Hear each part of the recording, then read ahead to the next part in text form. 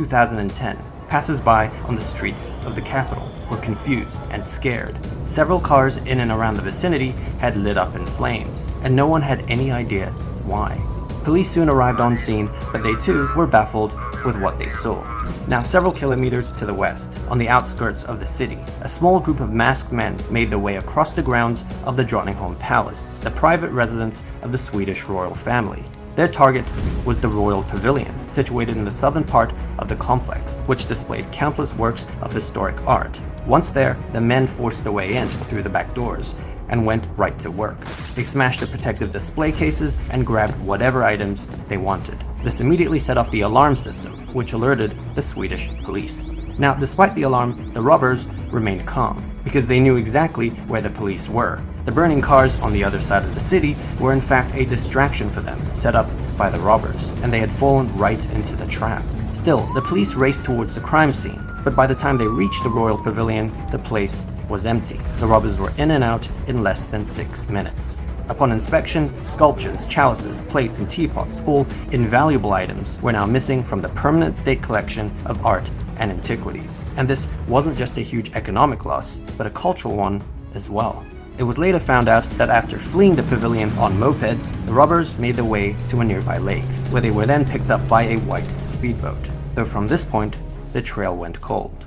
Despite this, authorities remained relatively optimistic, as in situations like these, items tended to be recovered sooner or later. Very few people are actually prepared to handle such high-profile works, as the pieces are often too difficult to sell. But what the authorities failed to realize at the time was that the culprits were no ordinary criminals. Little did they know, the Drottningholm heist was just the beginning. 5 months later, in Bergen, Norway, masked men descended from a glass ceiling into the Qing Museum, grabbing vases, imperial seals, and more. In 2012, in Durham, England, thieves broke into a museum at Durham University, stealing high-value porcelain sculptures and bowls. That same month, the museum at Cambridge University was also hit. And in 2015, in Paris, France, intruders smashed their way into the Château de Fontainebleau, the exquisite former residence of the French monarchs, with more than 1,500 rooms full of treasures, making out with artifacts so rare they were considered the masterworks of the royal chateau. Now at this point, with all this set in Europe, you may be wondering why this video is titled the way it is. Well, it turns out the heists shared a similar MO. Cars were lit on fire as distractions for police. Actions taken were clean and meticulous. Getaway methods were often identical, but most importantly, the artifacts stolen were all of a similar type. You see, the first heist, the pavilion in Sweden on the grounds of the Drottningholm Palace, was the Chinese pavilion. The 56 objects stolen from the Qing Museum in Norway was from the China collection. Intruders broke into the Oriental Museum in Durham University, England, and it was the Grand Chinese Museum that was targeted in the Château de Fontainebleau in France. In each heist, the robbers set their sights on art and antiquities from China. In fact, it seemed they were working from a very specific shopping list. They knew exactly what they wanted and where each piece was located, and they were willing to leave behind high-value objects that weren't on the list. Like in the chateau, they completely ignored the other 1,500 rooms containing many other priceless relics, as they weren't Chinese. Interpol was put on the case, as the crimes were clearly transnational. But despite their investigation, the crime spree could not be stopped. In the years that followed, reports of Chinese art heists continued throughout museums across Europe. Now, the general feeling in intelligence circles was that the criminals were carrying out instructions from abroad as ordered jobs, with the true mastermind far from the jurisdiction of European countries.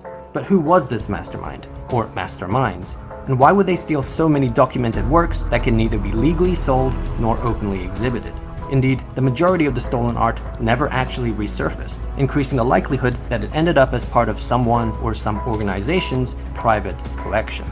As the years went by, it seemed to be becoming one of the greater mysteries in art, alongside Stonehenge, Banksy, and the case of the second Mona Lisa. But upon closer inspection, the mystery of the Chinese art heists began to unravel, as signs pointed to the involvement of an elite group of individuals.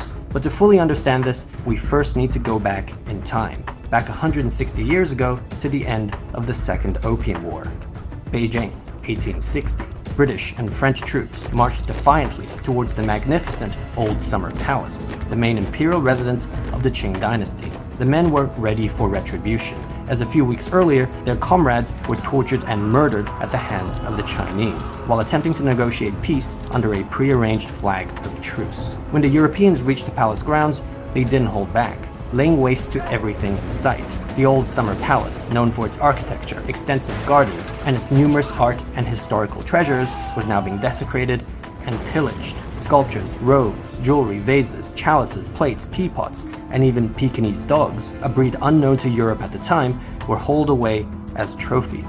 This momentous event, set 160 years earlier, was in fact the original Chinese art heist. Perhaps the real greatest art heist in Chinese history. Once the soldiers were done pilfering, they torched the palace grounds to the horror of the Chinese. Now, the majority of the loot made its way to Europe, ending up in the possession of private collectors and royal families. Queen Victoria of Britain was even gifted the very first pet Pekingese dog ever seen in Europe, which she brazenly named Looty. Over time, many of these Chinese relics, Looty not included, made its way to museums across Europe, including the Drottningholm Palace in Stockholm, the Coda Museum in Bergen, and the Château de Fontainebleau in Paris. Present day, China is one of the countries that has suffered the most from the loss of antiquities, and in the past decades has managed to conjure a groundswell of national support for the return of their cultural art. In fact, the Chinese government has openly promoted efforts to repatriate works pillaged during the Opium Wars, most notable the invaluable items stolen from the old summer palace. As a result, certain individuals in China have now taken it upon themselves to lead the charge, bringing back China's lost art piece by piece, no matter the cost. But who could this be? Who would have the resources and dedication to pull off such a feat? Well, in 2016, China made headlines for creating more billionaires than the United States, for the first time in history. The growth driven by self-made entrepreneurs, many in the tech industry. It has now reached a point where a new billionaire is minted in China every 2 days. For this new class of elites, buying up Chinese artifacts for inordinate sums of money has now become the latest hot trend. An opportunity to show off not just their newfound riches, but also their fervent patriotism. After all, the fate of the nation's plundered art from the royal residence of what was China's last dynasty has been a focal point of national pride. In 2010, in a suburban London auction house, a 16-inch Chinese vase from the old summer palace started with an inconsequential price of $800,000, but ended half an hour later with a final bid of $69.5 million, 50 times its estimate. The bidder, an anonymous buyer from China. And this wasn't unique. There was also the small porcelain chicken cup, which sold for $36 million, and a Tibetan silk tapestry, which sold for $45 million. But just swooping in and purchasing artifacts left and right isn't always possible. In many cases, the most prized and rarest works of art never go up for auction. Rather, they're kept at Western museums or held in private collections. So what happens when all legal avenues have been exhausted?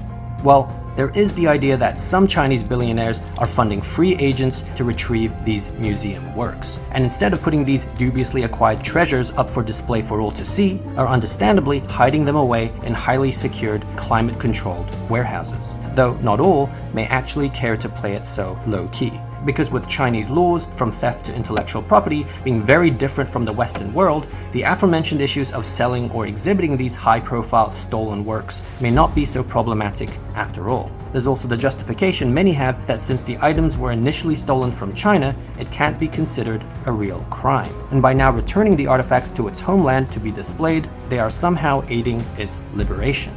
Now, all this may seem a plausible enough explanation, perhaps even likely, but billionaires aren't the only suspects here. In recent years, there has been another popular idea circulating, one that puts the culpability on an entity far greater and more powerful than Chinese billionaires. And that's the Chinese government. The implication being that China itself is the one ordering the thefts from Western museums, and that they are in fact the buyer of the stolen relics. After all, China's Communist Party has already made it clear that they want their art back, with seemingly little care about the methodology of their return. Certainly, they've demonstrated no real concern or sympathy for the museum heists in Europe. And in fact, apparently, one of the items stolen from the Coda Museum in Bergen, Norway, is now openly displayed at one of China's international airports in Shanghai. Police in Bergen did attempt to follow up on this lead, but Norwegian authorities higher up didn't want to insult the Chinese with accusations, nor cause an international incident, and so did nothing. Though if the Chinese government is involved in all this, it would likely be through their most powerful and most impenetrable conglomerate, the China Poly Group. The state-run corporation started as an offshoot of the People's Liberation Army as their arms manufacturing wing, and has since evolved far beyond. Their varied pursuits now include not just the peddling of missiles and weapon systems, but international trade, real estate, and perhaps most unexpectedly, the buying and selling of art and antiquities. In fact, they run the third largest art auction house in the world, behind Sotheby's and Christie's. Of the company's headquarters at the new Beijing Poly Plaza, the New York Times noted the most unusual contrast of being able to buy a painting on the 3rd floor and a missile system on the 27th. Today, they have declared assets of $140 billion, over twice the GDP of Luxembourg. So could the China Poly Group be behind the Chinese art heists in Europe?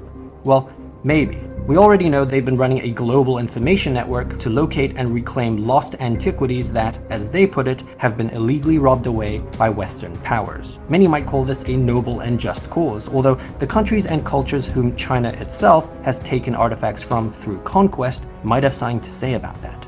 Now, China Poly has not revealed much about their retrieval program and has not responded to public requests to elaborate on their methodology, but they have outright denied any involvement in the museum heists, calling the allegations nonsense. From the evidence, they claim it cannot be inferred that there was even somebody ordering the heists. Further, defenders of China Poly have pointed out that during the robbery in Paris, not all the stolen artworks were actually Chinese. One item in particular was of Thai origin, a replica crown of the King of Siam's, given to Napoleon III in 1861. So why would the Chinese government steal that? It's clear there are still mysteries left unanswered about the Chinese art heists, and perhaps we'll never really know, such as the mystery of the second Mona Lisa, whose very existence has puzzled art experts for over a century. Why are there two versions of the Mona Lisa? And is the one sitting in the Louvre in Paris even the original?